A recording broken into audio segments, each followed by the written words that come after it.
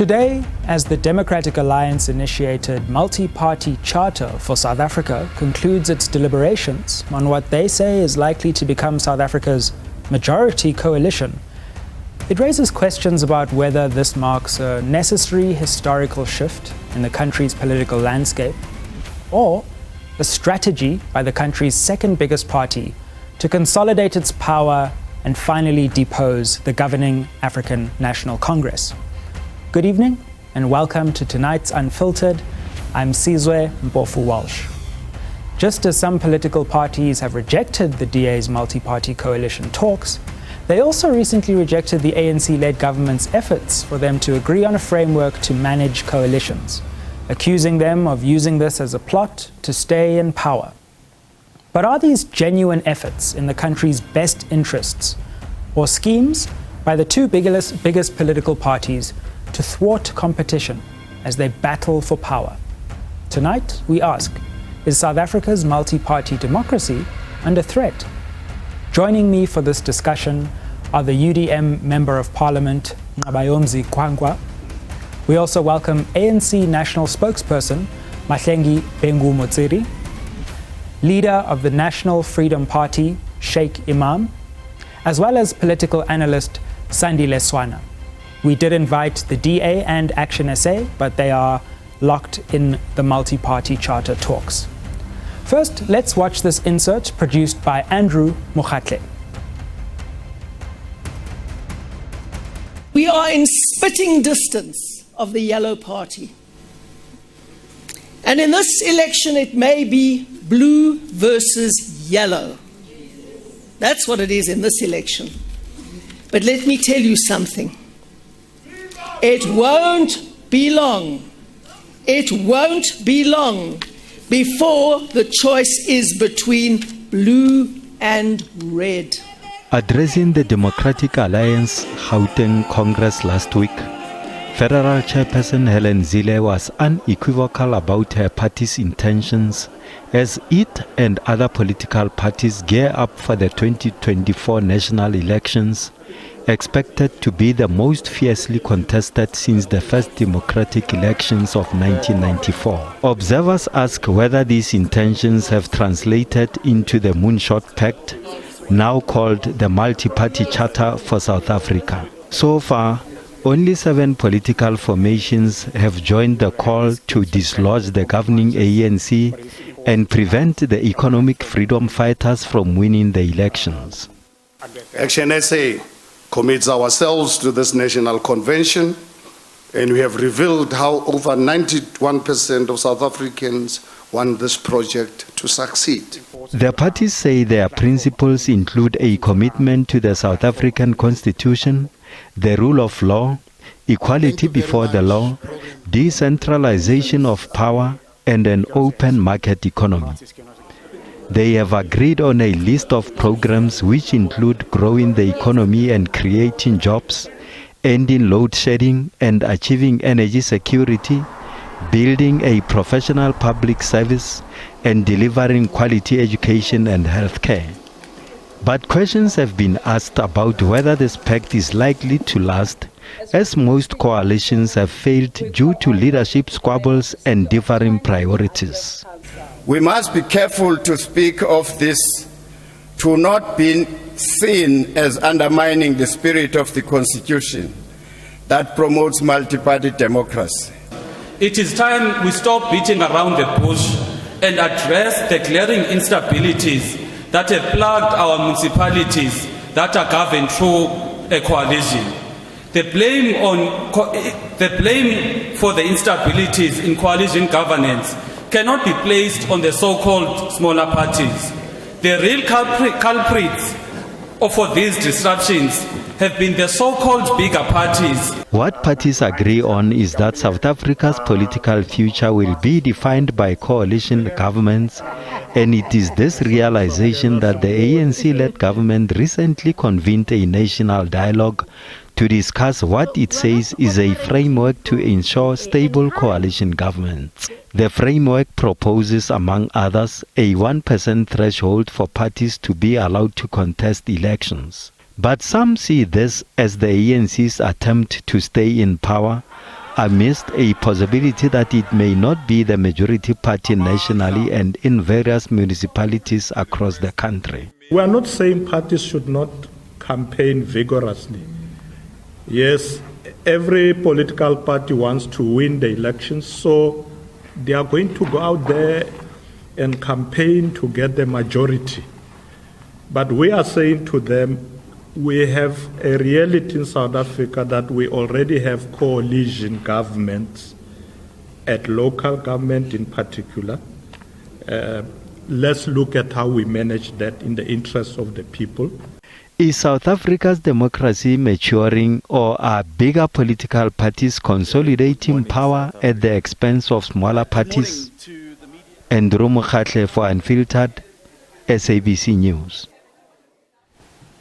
Welcome back to Unfiltered, and let's get into our conversation with our panel. Ms. Bengu Mutsiri, what's the ANC's reaction to the announcement of this multi-party charter and recent pronouncements today that they have agreed on certain principles that unite them? Well, in our view, multipartyism is very core to South Africa's constitutional democracy. And so from that perspective, as a governing party, we really have nothing to be concerned about in as far as that principle is concerned. And we also do think that there is nothing wrong with opposition parties coming together to talk about the African National Congress, what's and all.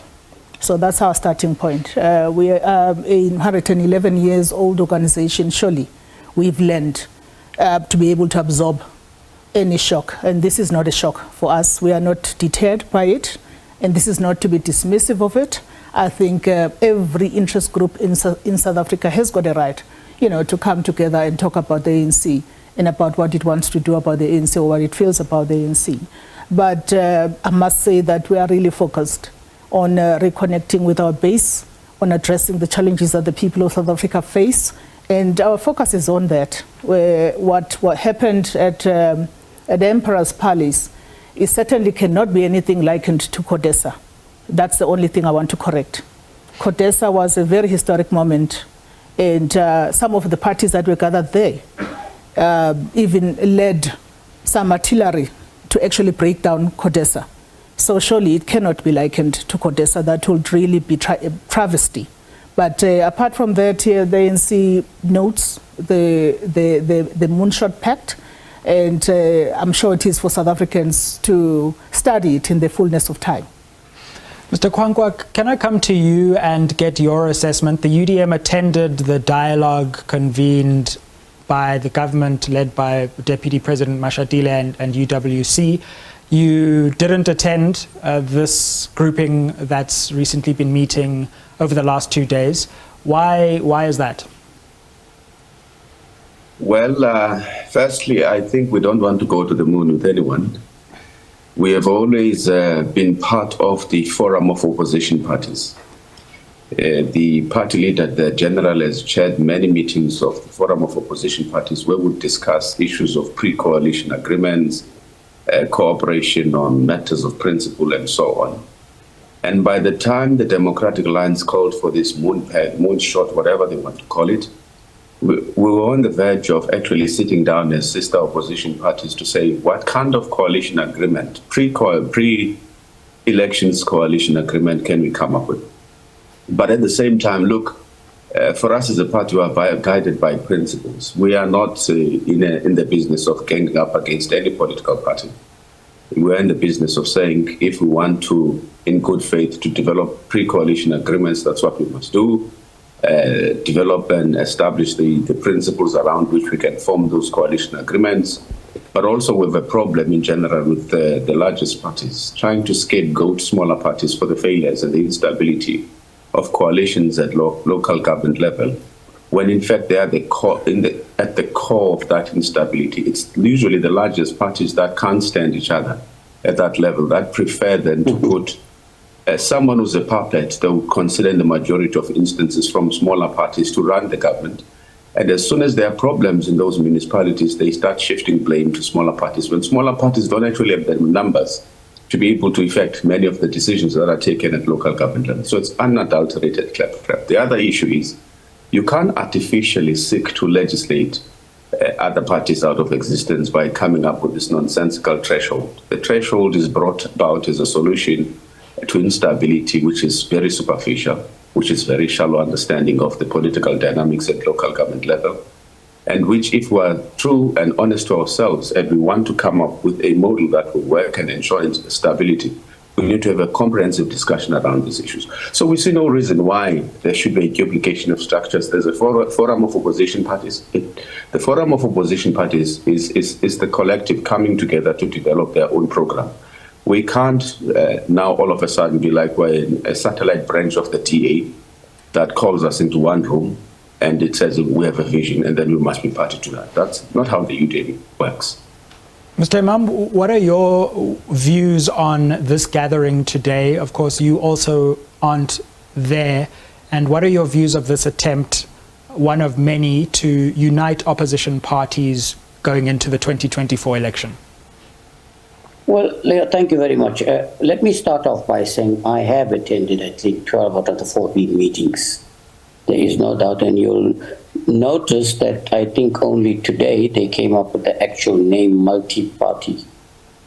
I think for many meetings the discussion was about from Moonshot Pact and who it belongs to, who it's aligned to, who identifies with that name. So that took about 12 meetings before, of course, they agreed on this. So that will tell you what to expect, particularly with this coalition agreement. But having said that, and what we can't run away from is the fact that in the country at the moment we are going through very trying times. But I have a problem when we have an obsession which is what they are prioritizing at this point in time, and that is to remove another party like the ANC. Now, I don't believe that is the right approach. Rather than addressing the concerns and the challenges that we face in the country, rather than concentrating on this obsession, and I've seen it in the last couple of years in Parliament, just attack, and attack, rather than finding common ground, okay, in order to address the state of the country. But more importantly, let's look at this particular case. The obsession is we want to remove the ANC, and we don't want the ANC and the EFF to be able to govern this country. Everybody has their reasons why they want it and why they don't want it. Now, don't you think this coalition, this multi-party thing, is creating a conducive environment for the ANC? Let's assume the ANC loses a certain percentage and the EFF to loses a percentage of the voters. But if they make the 51%, then what is this multi-party coalition that they're talking about going to achieve? So I think instead of rather addressing the concerns and taking South Africa forward and dealing with the loopholes that exist in the country, they are obsessed in wanting to remove others from power. So I think they need to move their focus of attention from that and ask the question, who can we work with that will take South Africa forward? Right. And lastly, I'll come back to you, Mr. Imam, and we have a long discussion today as well. But let me bring in our analyst voice, Mr. Swana. Can I put something to you that there's been a lot of hullabaloo about what's been happening over the last 2 days. But quite frankly, it's 7 parties that, don't command right now anywhere even close to 40. But let's say they got 40. They just don't have the power to reshape South Africa at the moment yet. And maybe there's a bit too much hysteria about what's happening when, quite frankly, it isn't a big deal. What do you think about that view? Or do you think, like many other analysts have said, this could be a watershed moment for South Africa's politics, and this really represents something new going forward? I think there has been a warning to this group from Conor Mulder of the Freedom Front Plus. The last time I met with him, he said that when we were in the same room, he said that this is 35%. What they are representing is 35%. And to get from that 35% to 51% is going to be extremely difficult. The parties that are part of this movement on their own cannot do it. So they need something like a UDF. That is his terminology. So statistically, at this point in time, there's nothing that is earth-shattering about what is going on there. But historically, I think you have to look at it differently. I may make a statement, perhaps a mischievous one, and say there was a fellow who came along and said the ANC will rule until Jesus Christ comes back. In the 2016 election, I was phoned by Bele, and he said to me, "Man, Jesus has come back in Port Elizabeth, Epai." And the ANC had lost the majority, and it continued to lose majority even in the last election. The ANC is on the brink of losing majority in Gauteng, for instance, and that would be a decisive, a historical moment. It would definitely be a historical, and it's not out of reach, not in the manner that Helen Zille is defining it. The ANC is governing with an assortment of coalitions all over the show because it has lost majority. That is a fall from the 69.69% that was achieved in 2004 to where we are today, to the point where by 2021 they had reached 45% or so. So the ANC is no longer, statistically speaking, a party that is a majority party. We expect that it will be one of the parties, which is why, personally, if I was in this industry, I wouldn't use the term opposition parties because we're basically equals. There's nobody who's got a majority here. And even if the ANC had a majority, I wouldn't want to be part of an opposition party. Could I ask you on that? Because I think you make an important point that the election is definitely set to be a different kind of election to the one that we've seen. But I think the question for me is about the parties who were at this convention today and whether they will actually be the arbiters. What do you make of who was there and who wasn't there, and what we read into that beyond the statements that we heard for the cameras today?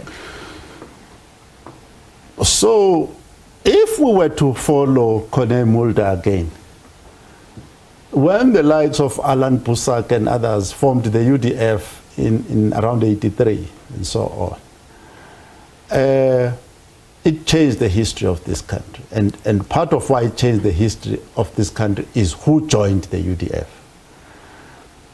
This, at best, this is embryonic.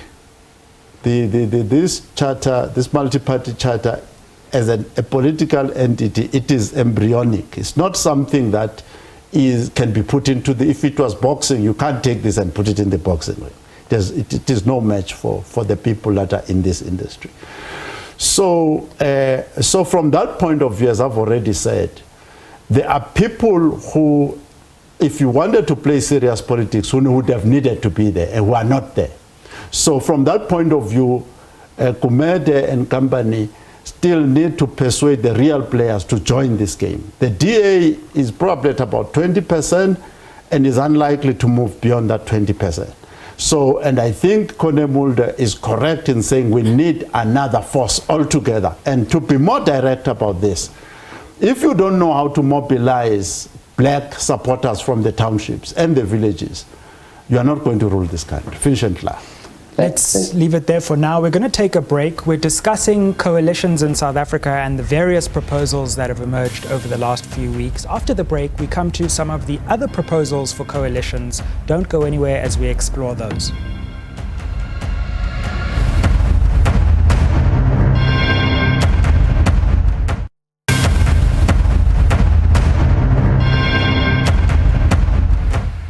Welcome back to Unfiltered. We're in conversation about coalitions, pacts, and the nascent agreements that seem to be forming around the 2024 election. Ms. Bengu Mutsiri, before we went to the break, we were still discussing the multi-party charter. I want to move on to the convention that happened a few weeks ago to discuss coalition governments led by the Deputy President.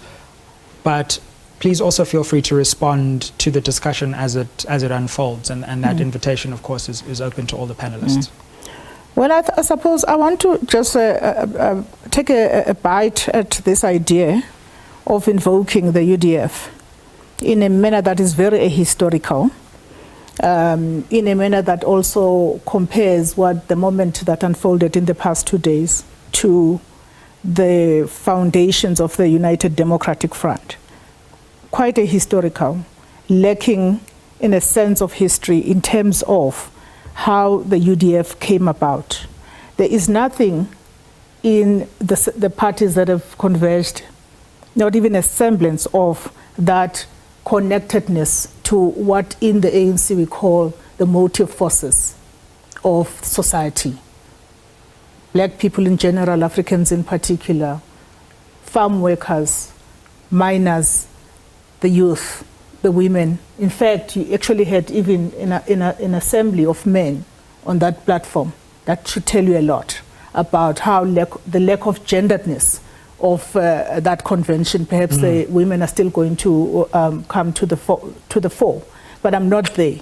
I just thought it's important to debunk this myth about the UDF and to debunk the myth about CODESA,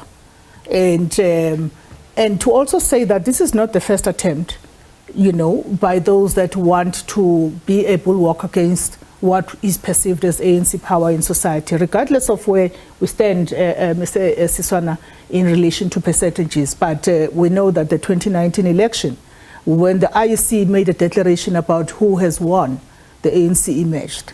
We can talk about how our power has been diffused and neutralized through our own coalition arrangements and also through our own goals. And this is the thing that the ANC never shies away from talking about, by the way. But I just wanted to correct the thing about the historical facts, because that form part of our legacy and our liberation heritage. Mr. Swana, maybe I will come to you, Mr. Kwankwa, but just because it was a response to your point, is UDF analogizing maybe... In fact, this was not my statement. This is Kodemulda's statement. This is Kodemulda's statement. Yeah. So I've got nothing further to say about this. Okay. Well, Mr. Kwankwa, you had something to say, so feel free to come in at this juncture. Well, I think that what needs to happen is still a broader discussion amongst sister opposition parties in particular, and involving various stakeholders in society to see what kind of roadmap we can develop going to elections, instead of parties, individual political parties, opportunistically trying to consolidate their political power base by treating other political parties as satellite branches. I want to correct you, Sizwe. I saw the list of parties which, according to the screen that you showed before the break, that are part of Moonshot members. The UDM is not part of it at all. We've invited John and the Democratic Alliance and other sister opposition parties to come back to the Forum of Opposition Parties, which was established a long time ago, long before I became a member of Parliament, where we discuss issues of common interest as political parties. But I think, coming back to the question you asked about the dialogue, we went to the dialogue in good faith, and we made the contribution. I saw in one of the inserts right at the beginning of the program. There was an insert where you were quoting my party leader about the submissions that the party made during that dialogue. But what disappointed us greatly was to hear during one of the roundtable or sofa discussions that the government called us to a dialogue where they'd already drafted a bill, and the bill was before the department, I think sometime last year, when we actually did our own research to find out as to how far that process was. I mean, it means the whole dialogue was not called in good faith. But also, it's a political dialogue. I expected to have a roundtable discussion instead of us addressing one another or speaking past each other, because there was no platform either where the proposals that were made by various political parties were processed, or that were able to persuade one another to say these are some of the proposals we're putting on the table. If we look at other jurisdictions, for example, Sizwe, you go to Kenya, there's a registrar where a coalition agreement is legally binding. It locks you into that agreement for whatever period you've agreed upon. And those members are supposed to respect the spirit of that agreement. If there's an issue, that matter can be escalated to the registrar, which is a legal body, a constitutional body in some jurisdictions. In other parts of the world, there's rotation. For example, rotation as to who's going to lead the coalition for whatever period. There are many things or many options that we can look at around the world in trying to ensure the stability of coalition governments in our country, even when you move to national level. What we have an issue with is that by the governing parties trying to say that we need a threshold of some kind, and this proposal comes in response to instability at local government level. What does it seek to suggest? It says smaller party leaders are the problem, or smaller parties are the problem, so get them out of the system and then you'll be able to get stability. But it also seeks to suggest that those of us who lead smaller parties are stupid and incapable of being able to run stable governments working with colleagues at the local government level. So we still need to have a more comprehensive discussion, come up with clear proposals as to how we want to address this issue. But what we take great exception to is that the so-called moonshot and whatever process they're undertaking, which is good for opposition, but I think it has been done opportunistically by the DA, a DA that could not actually advance this discussion internally in the forum of opposition parties. And that forum is not, by the way, chaired by the general. The chairship of that forum is rotational. Any party that proposes an issue can convince all opposition parties, advance its issues, right, persuade each other until we develop a common approach to issues. Let's put some of what you've said there, Mr. Kwankwa, to Mr. Imam. And Mr. Imam, what do you make of some of the proposals that came out of that national dialogue led by the Deputy President about the way that the Municipal Structures Act may be changed, and some of the regulations and legislative proposals around coalition governments? Do you think that some of these proposals are wise, or are you equally worried about the way that bigger parties seem to be attempting to entrench their dominance over the political landscape? Yeah, let me start off by concurring with my colleague, Honorable Kwankwa. Actually, I was equally disappointed that the understanding was we're going to this dialogue initiated by the Deputy President. We were going to engage, deliberate, and come out with a common understanding of what we believe collectively can take South Africa forward in terms of coalition, only to be surprised when the Deputy Minister of Kokta then pointed out that there was already a bill signed by the Minister. Now that was very disappointing, because it simply meant that what they were expecting us to do is go here and rubber stamp what was going on. But I think we need to ask ourselves a very important question. Why do political parties enter into coalition governments? Now, my understanding is for two reasons. One is, and that is what it should be, is to enhance the delivery of services, improve the quality of life of our people. And the second one is, of course, for power, control, and the financial resources. And that is why in our submission, we've made it very clear. In fact, if you want coalition governments in South Africa to survive, then you have to separate politics from administration. Now, some will argue that that is the way it is. There is separation of powers. Clearly, in practice, it is not the case. The reason why coalition governments are collapsing, and can you see large political parties who now want to put thresholds very conveniently in coalition governments, can take a one-member party, and make that person the mayor of the financial hub of the whole of Africa. So it's not about quality, it's not about ethics, it's not about fit for purpose, it's about the power and control and the financial resources. So we made a submission. If you can ensure that no politician or political party has anything to do with appointments. I've just come back with Honorable Kwankwa from the Irish Parliament, and that is why it's successful with the minority government being in place, that no politician has anything to do with procurement and tenders. Let me remind you that this country loses hundreds of billions of rands a year alone, starting from local government, because you don't get value for money. And political parties, whoever they are, wherever they are governed, all of them, wherever they govern, are sustaining themselves through this unlawful means. And the second one, of course, is the cadre deployment, where mayors and speakers decide who municipal managers. Now, I can tell you that is the reason why coalition government, no matter who you work with, unless you change that, is not going to be successful in South Africa. Right. But very importantly... Let's leave it there for now, Mr. Imam, because we've got to go to a break. After the break, we'll ask Mr. Swana, when we begin, about some of the other potential coalition arrangements, because pacts and multi-party pacts are only one possibility. There are scenarios of a grand coalition between the ANC and the DA, the ANC and the EFF. What about those scenarios? Don't go anywhere. We discuss them after the break.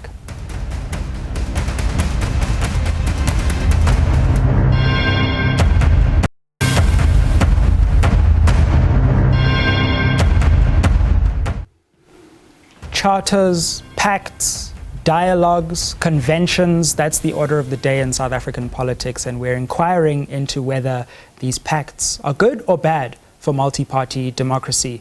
Mr. Swana, let me first avoid attributing Freedom Front Plus quotations to you, the segment, and ask you a very serious question here. Are these multi-party pacts all they're cracked up to be, or really are we going to see the big players on our political landscape by electoral support actually coming together? And there's one particular configuration that has been the talk of the political town, a grand coalition between the ANC and the DA, which both sides have not categorically ruled out. What do you make of this interesting development on the national stage? Let me say this first, that I think that if I was in the political industry, I would oppose thresholds to the last man standing. It's wrong. It will take this country to hell. Coming to your question, within the African National Congress, you have people who have romantic ambitions relative to the DA. Within the liberal community and what I call the mercantilistic community, people who think about money, South Africa, just reduce everything to rands and cents, who think that they can make more money if the DA and the ANC came together. So within the DA itself, within the mercantilistic communities and the liberal community, the like of Ann Bernstein and so on, they have romantic ideas that this could be a nice match. So that idea is there, and the people who are raising objections to this is not far-fetched. There is good reason to raise objection to this. Why do you think there's good reason to object? What I'm saying is that maybe objection is another issue, but suspicion that the DA could be part of the Moon Pact or the multi-party charter, if you like it that way, but on the other hand, romancing the ANC. And if this, for any reason, they don't get the 50+1, the DA will walk with a clear conscience to go and partner with the ANC. And I'm not saying this is a dominant view in the ANC. I am saying there are people like that, and there are some of them. Yeah. It's a really interesting point, because one thing the DA may be trying to do here is have its bread buttered on both sides, so that it could go one way or another, but actually not categorically state which way it's going, leaving its options open for the election. That is exactly how I read the statement prepared by Steenhuisen, because Steenhuisen says, if we don't get the 50+1, there's nothing to be discussed. The coalition, their charter actually dissolves automatically. Now, if I may once again, perhaps provocatively, use the UDF again. This is Conor Mulder's idea from their point of view. This is not my point of view, it's their point of view. The UDF, you could not be in the UDF and be in the Bantustan at the same time, or in the apartheid regime at the same time, right? So Steenhuisen and some of his members, especially Steenhuisen and the DA, are not prepared to die for this charter. The people of the UDF, the original UDF, were prepared to die for it. They had no alternative. So there's a lack of commitment.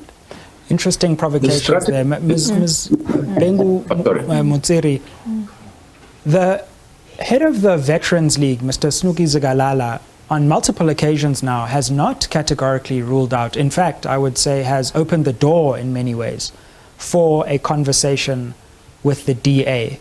How do you respond to this, at least, entertainment of a grand coalition with the DA? Is it something you as the ANC would completely rule out, or are you really thinking about it seriously? We are not thinking about it seriously. I'm not going to speak for the president of the Veterans League. The veterans are a very strong body of opinion within the ANC, autonomous body for that matter, just as the Youth League yesterday pronounced on something else about, or the other day about Minister Pravin Gordhan. Those are parts of the mother body, but they do have that kind of autonomy. I do wish to, in part, agree that there will always be an exploration of options that are available to the African National Congress. But this is within, it's not just willy-nilly by an individual, and any individual that walks away from our coalition's framework and articulate their own perspectives outside of that, then they are not operating within the framework of the ANC. The ANC has a coalition's framework. We are prepared to work with parties that are going to endorse certain principles. For example, transformation. Parties, so you'll judge for yourself. Any party that says we must do away with employment equity in South Africa, any party that says we must do away with affirmative action, any party that says we must do away with access to health care for the poorest of the poor through the national health insurance. I'm just giving some of those examples. I doubt very much that the ANC will go into an arrangement with those parties. And I'm now stating the official positions of the African National Congress. That's the one thing. So this is now back to your earlier question around coalitions, our approach to coalitions. Back to the issue of the dialogue, because I think it is important to state the position of the ANC.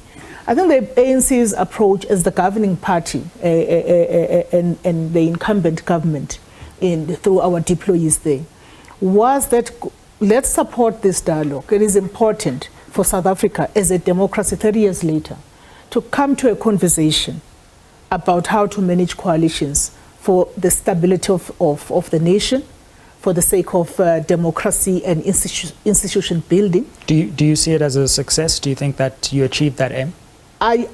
Well, I think that's a government call to make. I'm just now speaking as the ANC. I do think, though, that our approach is that this, certainly from the perspective of the ANC, is an initiation of a process. I don't want to talk about the fact that there's a bill that had already been put together, because I think that belongs to COGTA to talk about. But the spirit and the intent of the African National Congress is let's get into a dialogue with all political formations in society so that we stabilize democracy. And in any case, so that we can benchmark also about other excellent, where they exist, examples of coalitions that have worked because they had to be supported by some kind of a framework in the country. So that is the position of the African National Congress. Mr. Imam, can I come to you and just ask about this question of the ANC-DA grand coalition? I know that sometimes the parliamentary walls have ears. What are your views on this, and do you think this is a serious proposal going on, maybe behind closed doors? Let me start off by saying that I personally have over 10, 15 times raised this in Parliament, that in the interest of the country, rather than attacking each other, perhaps the DA and ANC should put their differences aside and work together for the common good of the country. Why do you think that would be a good thing? It would be a good thing in the interest of the country. However, we must be mindful of the fact that they have different policies, different visions, different ideologies. It's not going to be easy. But in my observation, in the 9.5 years that I am there, everybody, every political party, that is represented in the National Assembly wants power and control. That is what prompted me at one stage to say maybe we need a government of national unity in the interest of the country to bring it back online. So I cannot see a DA-ANC working, although I think it might have been a good thing to take South Africa forward given the situation we find ourselves in. And I think we are absolutely correct, and our learned friend is correct. The DA is on the fence. Either way, it's going to be a win-win situation for them. They will either go with the ANC and want to go with the ANC if they don't get that 51%, which is highly unlikely they're going to get in any event. And if they do get anything, of course, then they want to lead. That's what it is all about. So it's all about self-interest, power and control. It's not about wanting to address and take South Africa forward. That is our view. I really don't think it will work. And the strategy... Mr. Kwankwa, yes, we have to go to a break soon, so if you wouldn't mind being brief, I'll come back to you as we start after the break.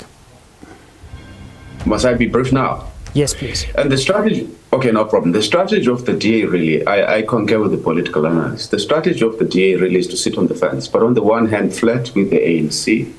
On the other, seek to legislate smaller parties out of existence because they consider them to be an inconvenience. And then thirdly, demonize the EFF in the eyes of the public. You know, use the boogeyman approach and say, no, you can't work with this. They are not patriotic and so on. That then naturally paves the way for them to have a coalition government with the ANC in the event that the ANC is not able to form coalition governments with the other people. So they are trying to pave the way for them to work with the African National Congress. And look, as the UDM would like to see them working. I don't know how they are going to deal with the ideological schizophrenia that they'll be suffering from in that coalition government. But it would be great to actually look at it and see how far it's going to take them and the country. On that note of mental maladies, let us pause for a break. We'll come back and ask Mr. Kwankwa and other panelists where to from here and what is the path forward for the future as we move swiftly towards the 2024 election. Don't go anywhere.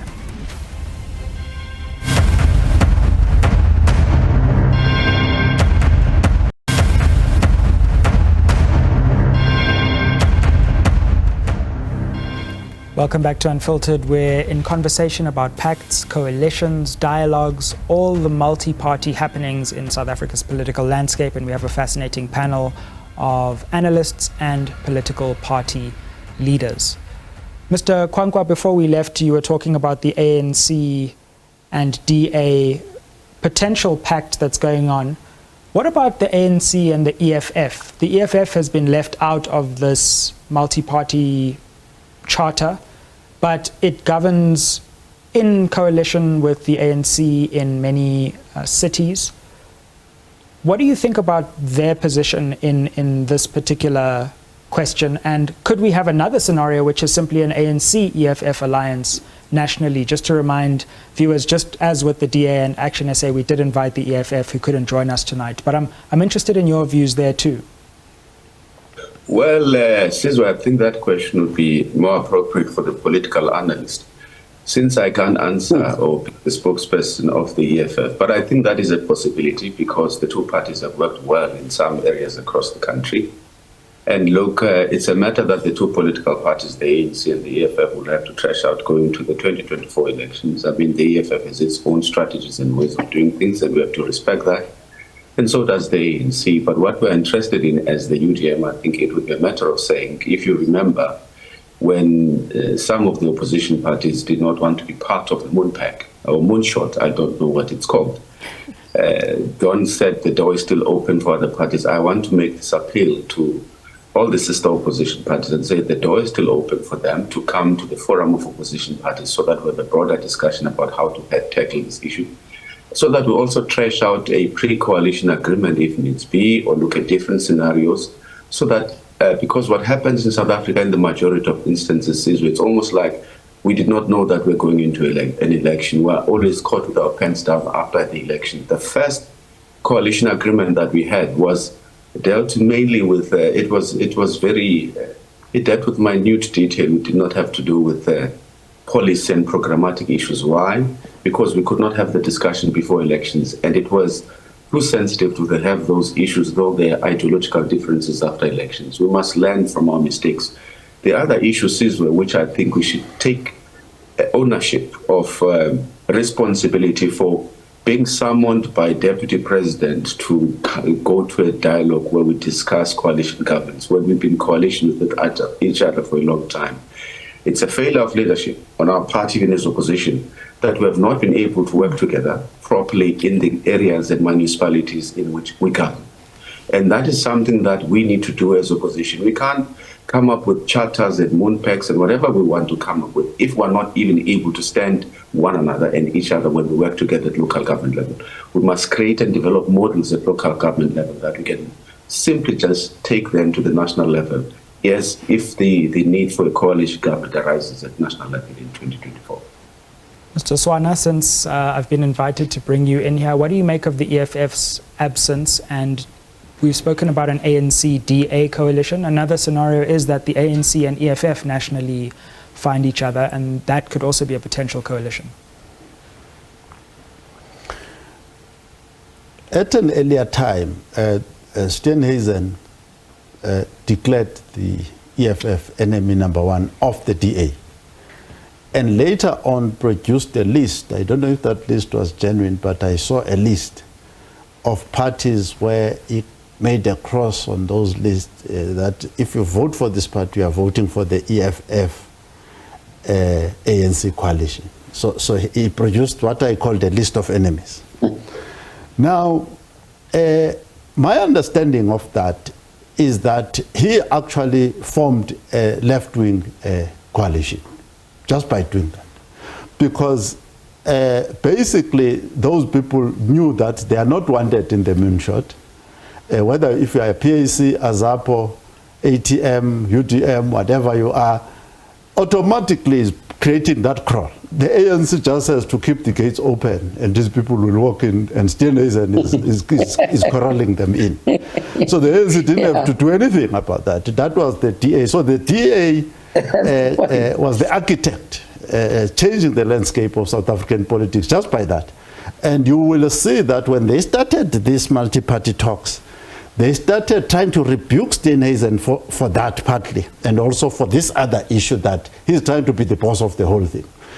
So to me, the EFF had tried to say the ANC needs to go to the rehabilitation center probably.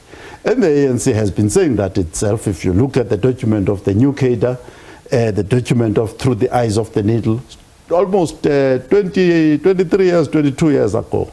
And we are starting to see them now saying, yeah, everybody who's going to get a position must first go through this neatly. But this document is more than 20 years old. They've not been doing that. They've allowed every criminal, every opportunist, careerist, and counter-revolutionary to take positions there. So the EFF, to the extent that it goes into that coalition, it has got a brother, perhaps an elder brother, that it has to rehabilitate. Mr. Imam, I heard you responding to those insights. What is your view on this question, and are you concerned, just as with the ANC-DA coalition, that an ANC-EFF coalition would also effectively eliminate parties like yours from being part of a governing coalition? Well, first of all, I want to say an ANC-EFF government will be a national disaster for South Africa. And I can tell you the demands that will be made on the ruling party, the ANC, if they will be ruling at that stage, I can tell you, you're not going to be able to deal with it. That's the fact. You know, if you ask yourself why some of these coalitions have actually collapsed with the EFF and other political parties, that will basically tell you why I say what I say as far as the ANC-EFF is concerned. But what is important to note, that what is being done by the so-called Moonshot Pact, which is now a multi-party coalition now, and is they are creating an environment, as much as they don't want the ANC and EFF to work. And your analyst is absolutely correct. They don't have the numbers. And they have virtually closed their doors in terms of their approach to all the other parties. And that is now left open for the ANC and others to absorb them.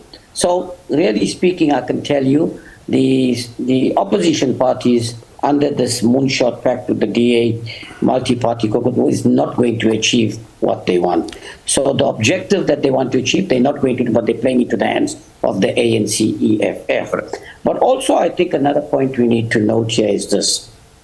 And I'm going to ask you to round off here, Mr. Imam. Sorry? Could I ask you to round off here? Okay. There's a level of anxiety that is now being created in the broader black population of South Africa, where people are feeling uncomfortable. Are we now going to, based on what the DA and others doing, Are we going to go back to the days of apartheid? Is this what it is all about? That might push a lot of black voters in this country to go back to vote for the ANC despite being unhappy. And that's the problem we can experience. Ms. Bengu Mutsiri, let's round off with you. Yes, one or two things. The first one is that you know that the whole saying about a lie so repeatedly told soon becomes the truth. This thing about ANC coalition talks, I'm still on record about the fact that that there is no such a thing happening. If there are corridor engagements in the corridors of Parliament or wherever they take place, those are not sanctioned officially. And I would say this to the analyst and whoever else has said that. But this is now on the record. But it doesn't mean that that will not happen into the future and so on. The second point, the ANC doesn't need the EFF for rehabilitation. That really is just it's actually, I don't know what, I can't even countenance. The ANC has got its own renewal program. The ANC has got its own pillars of the renewal program: fighting corruption, renewing the state, rebuilding institutions of democracy, and so on and so on. And we've got to be judged on how we are measuring up in terms of that program. But we certainly don't need any rehabilitation by a 10-year-old organization with the collective experience that we have. And I say this with utmost humility. We are looking forward to continuing to cultivate a very sound, mature engagement among political parties in South Africa. And that is the spirit in which we saw the convenership of that dialogue by the Deputy President, and hopefully that engagement can continue at the level of government. Absolutely. I'd like to thank all my panelists for a fascinating and wide-ranging conversation this evening on South Africa's multi-party landscape. Are we witnessing the ground shifting and a fundamental breakthrough in South Africa's democratic politics? Or are these charters non-starters? Thank you very much for joining us on Unfiltered. Let's continue this conversation at SABC News on social media, and make sure to join us again for the next installment of Unfiltered. Good evening.